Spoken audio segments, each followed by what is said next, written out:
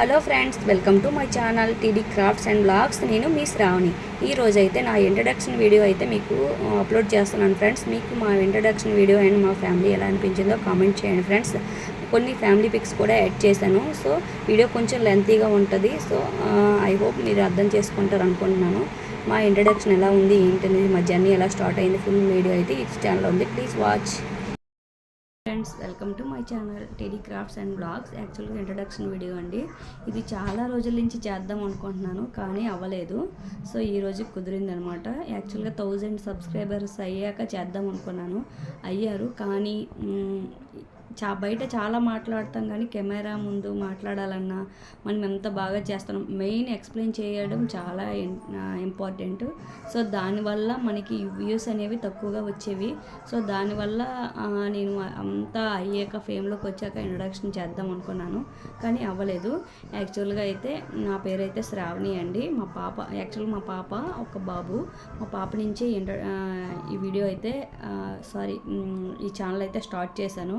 ఎందుకంటే చిన్న చిన్న క్రాఫ్ట్స్ అవన్నీ చేయడం నాకు అలవాటు ఉండేది ఫ్రీ టైంలోన.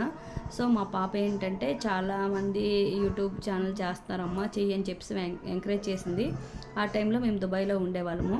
సో అక్కడ ఉండేటప్పుడు బాగానే ఉండేది. ఆల్మోస్ట్ ఒక 500-600 సబ్స్క్రైబర్స్ అయ్యాక నేను యాక్చువల్గా అంత ఐడియా లేదండి. మేము మంచి మంచి ప్లేసెస్ అవన్నీ తిరిగే వాళ్ళం, కానీ మెయిన్ ఎక్స్ప్లెయిన్ చేయడం రావాలి. అవన్నీ అప్పుడు పెట్టేదాన్ని కాదు. ఓన్లీ క్రాఫ్ట్స్, పిల్లలు ఇవే పెట్టేదాన్ని అనమాట. స్కూల్కి పంపించడం అవన్నీ కూడా. తర్వాత చాలా అర్థమైంది. నేను ఏ యూట్యూబ్ ఛానల్ చూసి ఇంప్రెస్ అయ్యి కూడా పెట్టలేదు. అప్పుడు తెలిసేదేమో, అంత టైం కూడా ఉండేది కాదు, నేను చూడలేదు. అయితే పిల్లలు పార్కులకి ఆడడానికి తీసుకెళ్ళడం ఇవే చేసేదాన్ని. అలా చేస్తుంటే ఈ పాటికి నేను యాక్చువల్గా మంచి ఫేమ్లోకి వచ్చేదాన్నేమో. అలాగా ఏ వీడియోస్ కూడా తీయలేదు. బయట ఫ్రెండ్స్ ఉండేవాళ్ళు, అన్ని కంట్రీస్ ఫ్రెండ్స్ ఉండేవాళ్ళు, వెళ్ళేవాళ్ళం, చిట్ చాట్ చేసుకునేవాళ్ళం, అన్నీ చేసుకునేవాళ్ళం. కానీ అప్పుడు తీయాలి, ఇలాంటివి కూడా పెట్టాలి అని అంత ఐడియా అయితే ఉండేది కాదు. సో వాళ్ళందరినీ కూడా ఎందుకు డిస్టర్బ్ చేయడము అని కూడా అనిపించేది, కానీ వాళ్ళందరూ కూడా ఎంకరేజ్ చేశారు.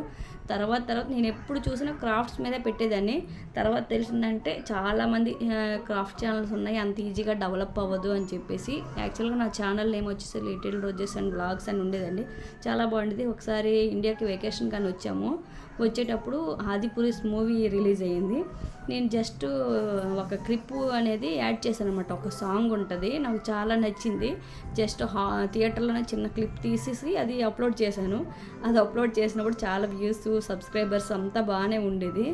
జస్ట్ ఆ నెక్స్ట్ డేని మేము తిరుపతి వెళ్తున్నాం, వాక్కి వెళ్ళాము, కాలినడకన వెళ్తున్నాము అనేసరికి సడన్గా నాకు ఒక మెసేజ్ వచ్చింది, మీ ఛానల్ బ్లాక్ అయ్యింది అని చెప్పేసి. ఆ తర్వాత ఓపెన్ చేసినా ఎంత అవ్వలేదు. సరే మనం టెంపుల్కి వెళ్తున్నాం కదా, తర్వాత చూసుకోవచ్చు అంటే ఇలాంటివి తీయకూడదు, ఇలా బ్లాక్ అవుతుందని కూడా ఐడియా లేదనమాట. చెప్తున్నాను కదండి, 0 నాలెడ్జ్తో ఓపెన్ చేశాను ఆ ఛానల్. యాక్చువల్గా నేను అప్పుడు అనుకునేది ఏంటంటే 1000 సబ్స్క్రైబర్స్ వస్తే అయిపోయినట్టని అని చెప్పేసి అనుకున్నాను. సో కొండపైకి వెళ్ళాం, దర్శనం అంతా అయిపోయింది. మళ్ళీ రిటర్న్ రూమ్కి వచ్చి చూసేసరికి నా ఛానల్ అయితే బ్లాక్ అయిపోయింది. మా హస్బెండ్ ఎంతో ట్రై చేశారు. తర్వాత వాళ్ళందరూ నవ్వుకున్నారు, ఇలాంటివి పెట్టకూడదు అది ఇది అని చెప్పేసి. సో ఇంకా అంతా అయిపోయింది, ఇంకేం చేయలేం కదా అని చెప్పేసి చాలా రోజులు డిసప్పాయింట్ అయ్యాను. అప్పుడు నేను వేరే ఛానల్స్ అవి చూశాను అనమాట. చూస్తే అప్పుడు అర్థమైంది, ఇలాంటివి థియేటర్లో తీయకూడదు, మూవీ క్లిప్స్ అవేవి పెట్టకూడదు అని చెప్పేసి. ఏవైతే కంటెంట్ ఉంటాయో అవన్నీ కొన్ని బ్లాక్డ్ కంటెంట్స్ పెట్టకూడదు, ఎవరివి కంటెంట్స్ కాపీ చేయకూడదు అలా. సో అప్పుడు నాకు అర్థమైంది. కానీ అంతా అయిపోయింది, ఏదో అంటారు కదా, సమరం అయితే కానీ వివరం రాదని, అలా అయిపోయింది. సో ఇంకెందుకులే అని చెప్పేసి వదిలేశాను. తర్వాత ఇంతకుముందు సింగపూర్లో ఉండేవాళ్ళం, మా పిల్లలు పుట్టకముందు. అప్పుడు కూడా నాకు ఒక ఛానల్, అప్పుడు ఇంత యూట్యూబ్ ఇంత ఫేమ్లో లేదు, నాకు కూడా అంత ఐడియా లేదు.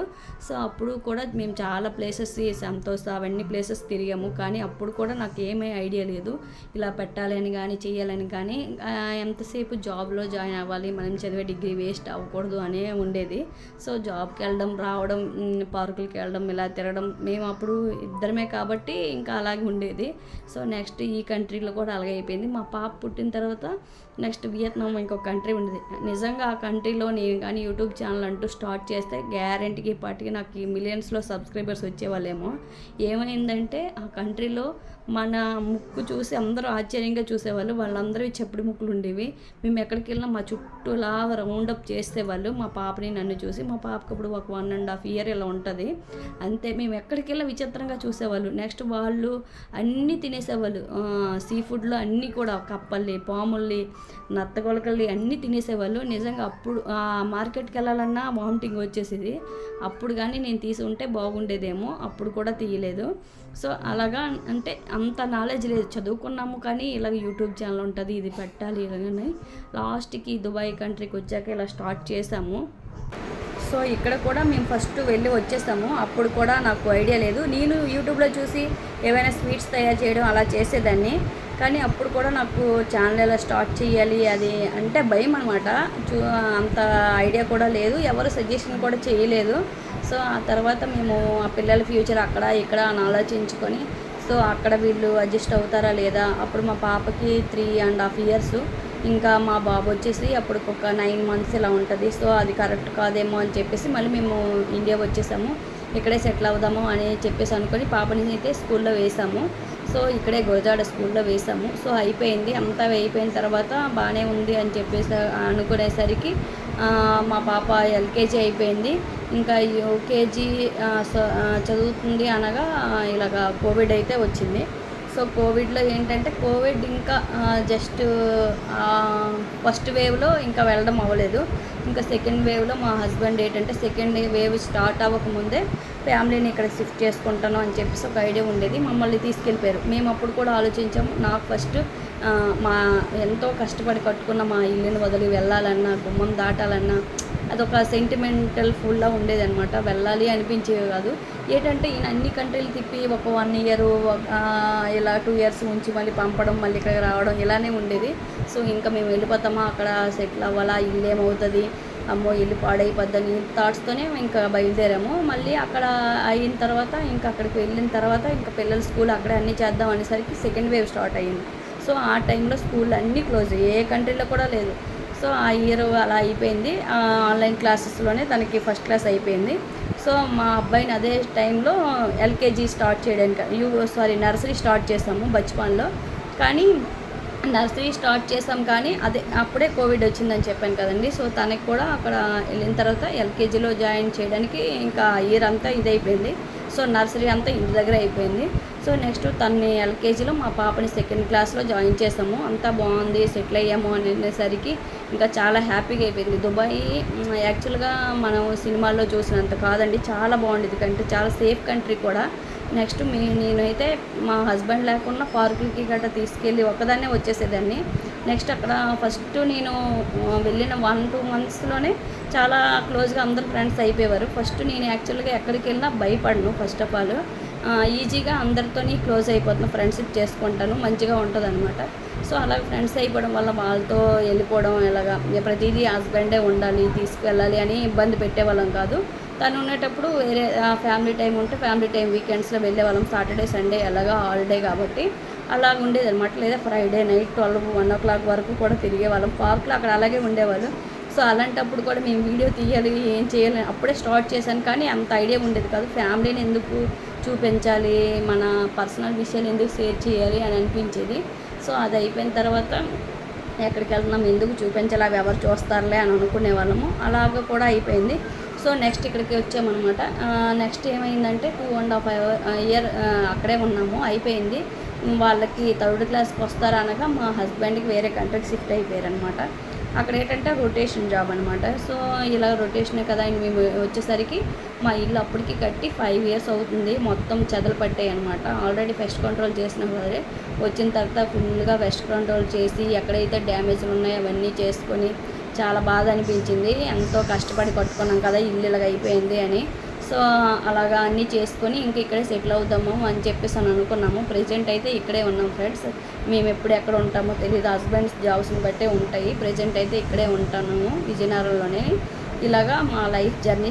ఛానల్ స్టార్ట్ చేయడానికి కూడా ఫస్ట్ ఆ ఛానల్ బ్లాక్ అయిపోయిన తర్వాత నాకు అనిపించింది ఏదైనా స్టార్ట్ చేయాలని. సో మళ్ళీ యాక్చువల్గా ఇది ఆ లిటిల్ రోజెస్ ఛానల్ ఉన్నప్పుడే టీడీ క్రాఫ్ట్స్ అండ్ బ్లాగ్స్ అని, అందులో ఓన్లీ బ్లాగ్స్ చేద్దాం, ఇందులో ఓన్లీ క్రాఫ్ట్ చేద్దామని స్టార్ట్ చేశాను. అప్పుడు ఇందులో 34 ఎంతో సబ్స్క్రైబర్స్ ఉండేవాళ్ళు. సో సో అలాంటప్పుడు అది ఎలాగ బ్లాక్ అయిపోయింది కదా అని చెప్పేసి ఇందులోనే క్రాఫ్ట్లోనే మిగతా అన్ని బ్లాగ్స్ కూడా ఇందులోనే ఆల్రెడీ అప్లోడ్ చేయడం మొదలుపెట్టాను. ఓకే, అంత వేగంగా ఫేమ్లోకి రావడానికి మనం ఏమీ సెలబ్రేటింగ్ కాదు కాబట్టి స్లోగా అలా అవుతుందనమాట. సో ఇది నా ఇంట్రడక్షన్. యూట్యూబ్ స్టార్ట్ చేయడానికి కూడా ఇదే రీజన్ ఫ్రెండ్స్. నెక్స్ట్ ఇప్పుడు అనిపిస్తుంది, సరే స్టార్ట్ చేద్దాము, మనం ఎలాగా గ్రో అయ్యాము కొన్ని చెప్దాము అని అనిపిస్తుంది. కానీ ఇప్పుడు ఎవరు వింటారు మంచి మాటలు ఏదైనా అని అనిపిస్తుంది అనమాట. మేమైతే చాలా ఎలా అంటే ఒక పూర్ అనమాట, మిడిల్ క్లాస్ కూడా కాదు, మిడిల్ క్లాస్ కిందే కానీ చదువుకున్నాం. నేను డిగ్రీ చదువుకున్నాం, మా హస్బెండ్ ఎంబీఏ చేశారు. తర్వాత అక్కడికి వెళ్ళడానికి ఎన్ఐటీ కోర్స్ ఏవో చేశారనమాట. అలాగా మేము కష్టపడి ఇవన్నీ కట్టుకున్నాం. పేరెంట్స్ ఇచ్చింది ఏమీ లేదు. సో ఇప్పుడు కూడా ఎర్న్ చేయడానికి కాదు, మన వల్ల ఎంతో కొంత మెసేజ్ కానీ, ఇప్పుడు నేను పిల్లల వీడియోస్ పెడతాను. మా పాప డ్యాన్స్ క్లాస్కి వెళ్తుంది, చెస్ క్లాస్కి వెళ్తుంది. నెక్స్ట్ మా ఇద్దరు చెస్ క్లాస్కి వెళ్తారు, నెక్స్ట్ అబాకస్కి వెళ్తారు. నెక్స్ట్ ఒక house wife without husband help అనమాట. హస్బెండ్ మీద ప్రెజర్ తీసుకురాకుండా నేను ఎలా ఇల్లు మేనేజ్ చేయగలుగుతున్నాను అని చెప్పాలనిపిస్తుంది. కానీ చాలా వీడియోస్ చేస్తున్నారు, ఒక్కొక్కరికి కిక్ అవుతుంది, ఒక్కొక్కరికి కిక్ అవ్వదు. సో నాకేమనిపిస్తుంది అంటే అలాంటివన్నీ పెట్టామంటే ఏదో సింపతిగా ఛానల్ సబ్స్క్రైబ్ చేసుకుంటారేమోనని నేను చెప్పను. సో మా హస్బెండ్ ఉన్నప్పుడు మా హస్బెండ్ చూసుకుంటారు, లేనప్పుడు నేనే చూసుకుంటాను. మా బ్రదరు వాళ్ళు హెల్ప్ చేస్తారనమాట. సో అలాగా రన్ అవుతుంది. ఇన్ కేస్ మా బ్రదర్ వాళ్ళు జాబ్కి వెళ్ళినప్పుడు నేనే చూసుకుంటాను. మార్నింగ్ ట్యూషన్ తీసుకెళ్ళడం, చెస్ క్లాస్ తీసుకెళ్ళడం, డ్యాన్స్ క్లాస్ తీసుకెళ్ళడం, ప్రోగ్రామ్స్ అయితే తీసుకెళ్ళడం, వాళ్ళకి ట్యూషన్కి దేనికి పంపించాను అనమాట. స్కూల్ నుండి వచ్చేదాకా వాళ్ళకి డౌట్స్ ఏవైనా నేనే చెప్పడం. ఇద్దరు కూడా చాలా బాగా చదువుకుంటారు. మ్యాక్సిమం 90% నన్ను ఏ డౌట్స్ అడగరు, ఒక 10% అడుగుతారు. అది కూడా నేను క్లారిఫై చేయగలను, ఆ మాత్రం నాలెడ్జ్ అయితే ఉంది.